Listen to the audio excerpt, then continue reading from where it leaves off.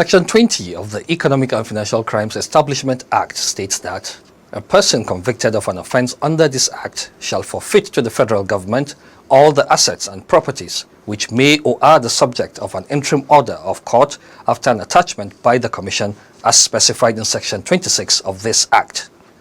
Section 21 of the same Act further states that for the avoidance of doubt and without any further assurance than this Act, all properties of a person convicted of an offence under this Act and shown to be derived or acquired from such illegal acts and already the subject of an interim order shall be forfeited to the federal government. Ignorance is not an excuse before the law. A very warm welcome as you join us on another edition of the program The Eagle, coming to you from the stables of the Economic and Financial Crimes Commission, EFCC. I am your host, Kamilu Gebi. Aisha Mohammed is also on the program with updates from ongoing cases across various courts in the country. Hi Kamilu, it's indeed great to be back. We have a bumper package for your viewing pleasure, ranging from a documentary on asset forfeiture and court updates. Hello viewers, and thank you for being part of the program today. As part of the court segment, we bring you an update of the ongoing trial of the former PDP spokesperson, Olisa Metu, former Kano State Governor Ibrahim Shekaro, and that of the former First Lady Patience Jonathan, and much more. Please stay tuned as the program continues right after this timeout. Imagine a society where everything works. Durable road networks, stable electricity supply, portable water, well-equipped and functional healthcare facilities, quality education for all, affordable housing schemes, social security benefits, job creation, and a lot more that makes life comfortable to live. That is an ideal society. We can only achieve these if we all play our part. Say no to corruption to enjoy these benefits. Kill corruption to save Nigeria. This message is from the Economic and Financial Crimes Commission, EFCC. Corruption is acknowledged to have been an impediment to sustainable development in Africa. The cost of corruption is enormous, and therefore the need for international collaboration for success to be achieved, especially in the area of creating legal and institutional frameworks for the prevention and recovery of proceeds of corruption. In this abridged documentary, the EFCC tries to look at asset recovery, progress, and prospects. Enjoy. The Economic and Financial Crimes Commission, EFCC, was established on the 4th day of June 2004 by an act of the National Assembly, which among other things charges the Commission with the responsibility for the enforcement of all economic and financial crimes laws. The EFCC is to, among other things, adopt measures to identify, trace, freeze, confiscate, or seize the proceeds derived from terrorist activities, economic and financial crimes-related offences, or the properties, the value of which corresponds to such proceeds. In over its 1.5 decade of existence, the Economic and Financial Crimes Commission, EFCC, has greatly altered the narrative of law enforcement in Nigeria and beyond. With over 300 convictions in just 2018 alone, the EFCC has no doubt raised the bar on investigations and asset recovery around the globe. From 2015 to date, the Commission has recovered assets worth billions of naira. Among its celebrated recoveries is the Osborne Towers in Ikoyi, where $43 million was hidden in an empty flat. These funds have now been forfeited to the federal government.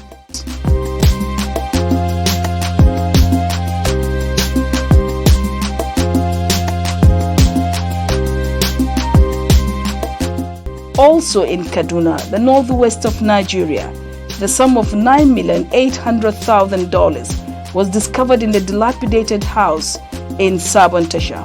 The money is said to belong to Dr. Andrea Kubu, a former group managing director of the Nigerian National Petroleum Corporation, NNPC. The funds are under an interim forfeiture order, even as the indicted official has challenged the court order.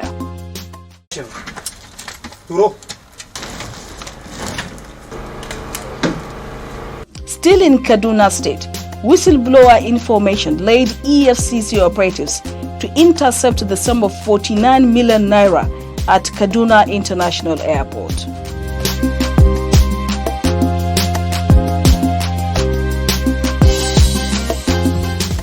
In Lagos, southwest Nigeria, a tip from whistleblower led to interception of 250 million naira at a popular textile market in the city. At a shopping mall in Victoria Island, Lagos, the sum of 500 million naira was also uncovered. Today, the recoveries by the Commission through the whistleblower policy stands as follows: 527,463,500 naira, 53,222,747 $122,890, 547,730 euros. The Commission also made recoveries while investigating the arms deal purportedly executed by the past administration. Among those indicted is the late Air Chief Marshal Alex Badi. The EFCC operatives, during a search on one of the properties linked to him, discovered $1 million and properties worth billions of naira located in Abuja, Nigeria's capital.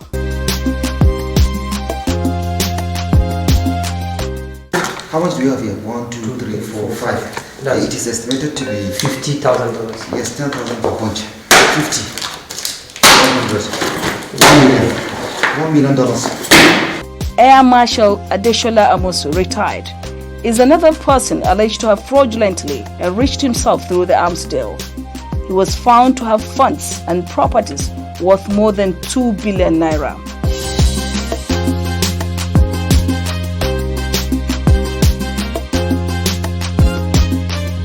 Another top military officer, Air Vice Marshal Jacob Adigum, has also been indicted and properties worth billions of naira recovered from him.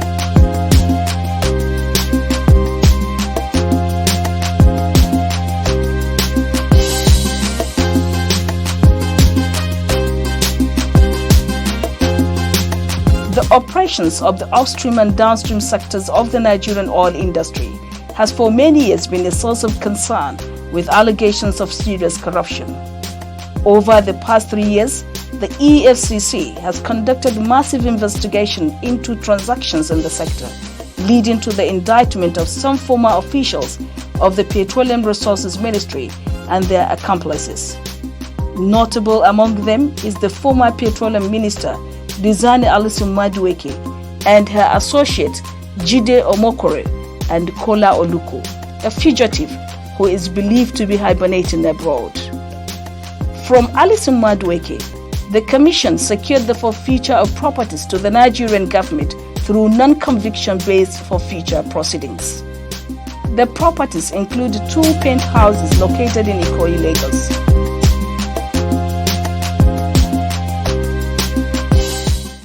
Others are 56 properties situated in Lagos, Port Harcourt River State, South Nigeria, and the Nigeria's capital, Abuja, valued at $21,982,224. These properties have since been forfeited to the Nigerian government.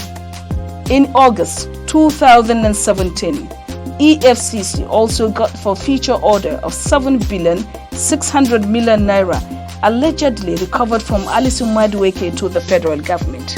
Also recovered from her are jewelries worth over £5 million.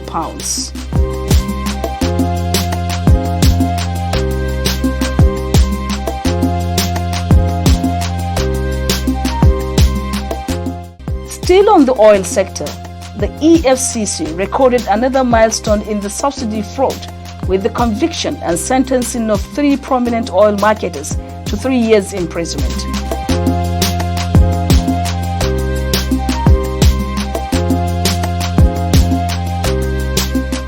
In 2017, under the third-party cash recovery, the EFCC recovered 465,195,977 naira and 142,504,121 naira for Nigerian National Petroleum Corporation (NNPC), Federal Inland Revenue Service (FIRS), Nigerian Ports Authority (NPA), Asset Management Company of Nigeria (AMCOM), and some banks. Under the mutual legal assistance request, the EFCC facilitated the recent return of $321 million by Switzerland, which is part of the Abacha loot.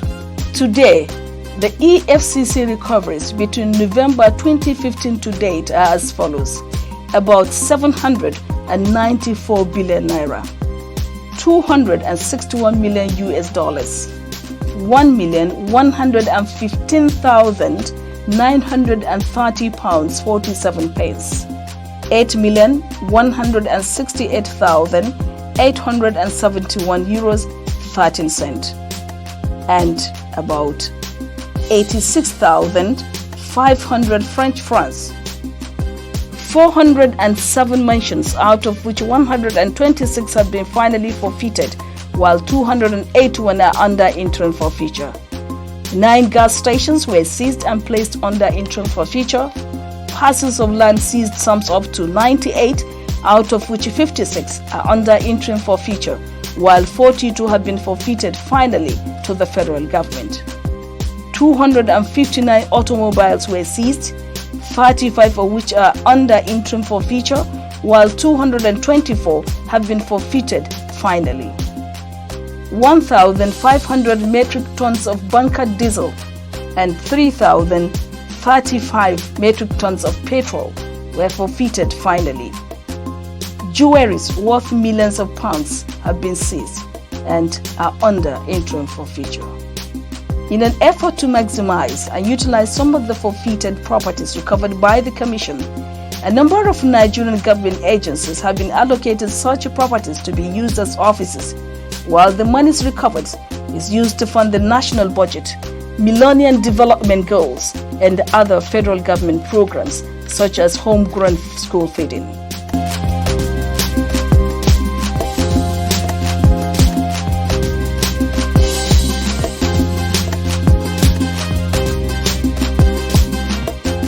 There is no doubt that effective legal framework and international cooperation and collaboration have positively impacted on the Commission's asset recovery process. Wow! Indeed, slowly but surely, Nigeria will become a better place. After a series of applications and counter-applications, the Court of Appeal has dismissed an appeal by a former spokesperson of the PDP, Olusemetu, seeking to overturn the decision of a federal high court in Abuja not to release his international passport to travel abroad. Golden Omura has the details. Metu, who is being prosecuted by the EFCC for alleged 400 million naira fraud, had through his counsel Onyechi Bazu, SAN, applied for the release of his passport in order for him to travel to the United Kingdom for 5 weeks to attend to his failing health. Justice Okon Abang had dismissed the application as lacking in merit and sternly warned the counsel against deploying tactics to delay the trial, which has been ongoing since January 6, 2016. Dissatisfied with the ruling, Metu had approached the appellant court praying for the release of his travel documents. The Court of Appeal, however, on January 30, 2019, ruled that his application was an abuse of court process as he failed to disclose cogent reasons for him to seek medical attention abroad.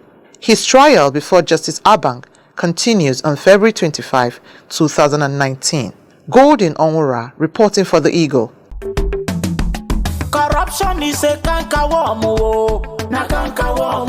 I said na canker worm. come, oh. Corruption don't finish our country. Nigeria women rise up and come together, oh. Oh yeah. Every woman come out, but we fight corruption together, oh. Every woman fall out, but we kill corruption together, oh. Them they thief our money, send them obodo yibo. Children they suffer every day, better school in no day. Nigeria women come, oh. Women from every sector, make we fight corruption. We won't kill our country. Them go collect money for light, chop the money, light we no see. Good road and good health and call. We no see. I said Nakanka Join the EFCC in its crusade to rid Nigeria of corruption. Naija, now we all know. The Economic and Financial Crimes Commission EFCC has secured an interim forfeiture order of the sum of 1,494,000 naira only, lodged in 3 deposits with Fidelity Bank PLC on 20th and 25th May 2015. The report. The interim forfeiture order by Federal High Court sitting in Kano and presided over by Justice A. Lewis Alagoa is consequent upon a motion ex parte filed by the Commission seeking for the interim forfeiture of the money which was found in the bank account of Magal Resort Limited, a company linked to the former First Lady of Nigeria, Patience Jonathan. The Commission had gotten intel that a bank account domiciled in Fidelity Bank had a huge sum of money that was not being used by anybody. Upon receipt of the intelligence, the EFCC swung into action by conducting preliminary investigations which revealed that Patience and some relatives of the former president, Goodluck Jonathan, were directors of the company. Others named as directors are Oba Tamu Notonye, Goodluck Jonathan Orera, Goodluck Jonathan Aribawai, and Esther Fineface. In trying to trace the origin of the money, it was discovered that 500,000 naira was deposited on the 20th of May 2015 by Fineface, who is alleged to be in charge of the company, while 1 billion naira was transferred in 2 tranches on the 25th of May 2015 from Pagmant Oil and Gas Nigeria Limited, a company that was not incorporated with the Corporate Affairs Commission. Ruling on the motion, Justice A. Lewis Alagoa held that, and I quote, an interim forfeiture order is granted to the federal government in the sum of 1,494,000 naira only in the bank account of the first respondent, Magal Resort Limited, which is maintained with the second respondent, Fidelity Bank PLC, end of quote.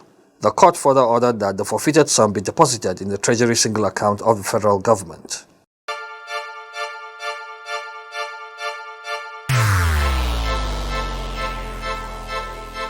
Corruption is dishonesty and illegal behavior by people in positions of trust. A public office is a public trust. Do not abuse positions of trust for private gain. Stay away from corruption. Nigeria is a great nation, and it is our responsibility to make the country greater. If you notice any act of corruption, please report to the EFCC via info@efccnigeria.org or call 09 904 4751 or 09 904 4752. You can also call 09 904 4753. This message is from the Economic and Financial Crimes Commission, EFCC. If you're just joining us, this is The Eagle, a production of the Economic and Financial Crimes Commission, EFCC. If you have comments, opinions, or issues you want us to address, kindly reach us through our email at efccnigeria.org. Now on to more court reports. The trial of a former governor of Kano State, Ibrahim Shekaro, continued with Justice Louis Alagoa of a Federal High Court Kano admitting in evidence the statements made by Shekaro and 2 others with whom he is facing money laundering charges. Zainab Sana Ahmed has the details. Shekaro is standing trial along with Aminu Bashir Wali and Mansour Ahmed on a 6-count charge of conspiracy and money laundering to the tune of 950 million naira. They are alleged to have taken possession of the said sum, which was part of an unlawful act of Dezani Alison Madueke, a former Minister of Petroleum Resources, for gratification purpose in the build-up to the 2015 general election. The statements made by the 3 defendants under interrogation were tendered in evidence by the prosecution led by EFCC counsel Samuel Chime. They were admitted in evidence and marked Exhibit A, A1, A2, B, and C. The court also admitted in evidence a receipt of payment and a letter both from Fidelity Bank as Exhibit D and D1 respectively. Prosecution witness Mahmoud Tukur, an operative of the EFCC, told the court how investigations revealed that they colluded and collected the 950 million naira from Fidelity Bank and distributed same among members of the People's Democratic Party (PDP) in Kano. He said, after concluding the investigation, it was revealed that 950 million naira was received by the second and third defendants on the 9th of March 2015 at Fidelity Bank PLC, Murtala Mohammed Way branch, Kano, and was handed over by the second and third defendants to the chief detail of the first defendant on the consent of the first defendant, and the 950 million naira was transported to the house of the first defendant, where it was distributed on the 27th of March 2015. He noted that the handling of the cash for the distribution contravened the Money Laundering Prohibition Act as it was above the threshold permitted by law. Tukur further told the court that Shekarau got 25 million naira, while Wali received 25 million naira, with Mansour getting 10 million naira. Tukur, whose testimony began on January 31, 2019, had while been led in evidence by Chime, told the court that the EFCC received intelligence report that Desiani warehoused 23 billion naira at Fidelity Bank in Lagos, out of which 950 million naira was directed to be given to the PDP in Kano, which was received 2 days to the 2015 presidential election by Wali and Mansour. He said, having received this report, a case file was opened for the intelligence and we commenced investigation by visiting Fidelity Bank's Murtala Mohammed Way branch, Kano, and we interviewed the business manager Aliu Dau Aliu and the operation manager. In the course of the interview, they confirmed to us that they gave the second and third defendants the sum of 950 million naira, and shortly after that, they provided us with the receipt of payment alongside the identification document of the second and third defendant via a letter dated 27 April 2016. Under cross-examination, St. Ologunorisa, SAN, counsel for the second and third defendants, asked Tukur if he had the account name and number of the bank account that Desiani used to warehouse the 23 billion naira, which Tukur replied they acted on an intelligence report. Ologunorisa then asked if he was aware of the fundraising dinner that generated over 20 billion naira for the PDP, to which Tukur responded that he had no knowledge of it. The prosecution thereafter called its second witness, Sahid Adeolula, a former staff of Fidelity Bank PLC branch that allegedly received the money. Adeolula told the court that his bank had sometimes in March received instructions from the headquarters for the release of the said sum of 950 million naira to the second defendant, who was accompanied by one other person.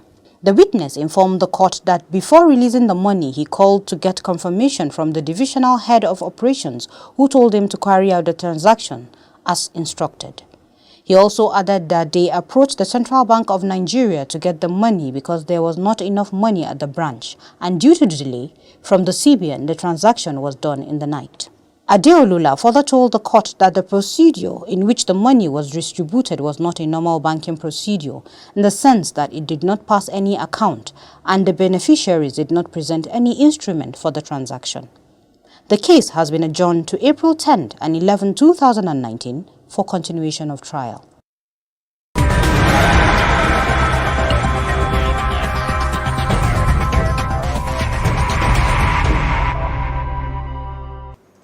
In a bid to rid the country of corruption by partnering with the Commission, the Nigerian Navy has handed over 19 suspects and 2 fiber boats laden with petroleum products to the EFCC for further investigation and possible prosecution. Zainab Sani Ahmed tells us more. The suspects were arrested on August 30, 2018 in Lagos and some parts of Ondo State, and are alleged to be involved in an illegal dealing in petroleum products sourced from the hijacked vessel MT Mama Elizabeth. The sum of 3,500,000 naira suspected to be proceeds from the sale of the illegally acquired product was also found on the suspect at the point of arrest.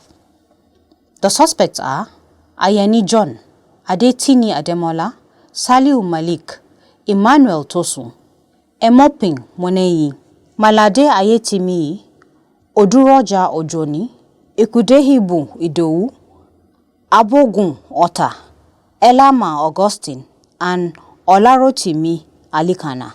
Others are Thank God Benjamin, Abbas Friday, Victor Goldsmith, Benga Thomas, Ibani Austin, Idowu Surprise, Asemia Thomas, and Agbayo Lawrence.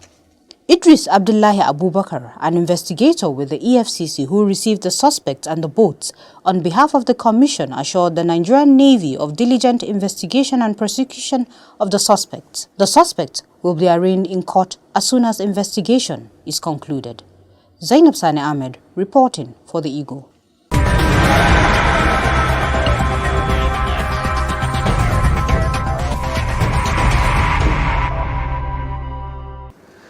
And that brings us to the end of this week's edition of The Eagle. We hope you will continue to tune in as we bring you updates about activities within the EFCC. Please don't forget to send your feedback to us via theeagle@efccnigeria.org or search for us on Google Plus at Official EFCC or officialefccng@gmail.com. You can also like our page on facebook.com/official EFCC or follow us on Twitter @official EFCC. And to watch our programs and other activities, please log on to youtube.com/official EFCC. My name is Aisha Mohammed. Goodbye and God bless Nigeria.